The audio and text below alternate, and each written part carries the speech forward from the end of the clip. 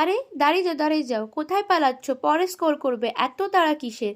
তোমাদের জন্য তো তাড়াতাড়ি করে পুরো জন্মাষ্টমী ব্লগটা নিলাম, তোমরাই যদি পালিয়ে যাও তাহলে পুরো ব্লগটা কে দেখবে? আজ তো সকাল থেকে বাড়িতে প্রচুর কাজ আছে, যেহেতু আমার স্পেশাল মানুষের জন্মদিন বলে কথা, তাই তো অনেক প্ল্যান আছে।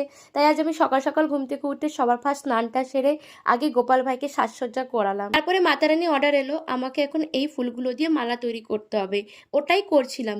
এখানে অবধি সব কিছুই ঠিকঠাক ছিল, বাট হঠাৎ করে আমার শরীরটা খুবই খারাপ করে, আমার জ্বর চলে আসে, আমি তো খুবই অসুস্থ হয়ে পড়ি, যার জন্য তো আমি আর কোনো কাজই করতে পারিনি।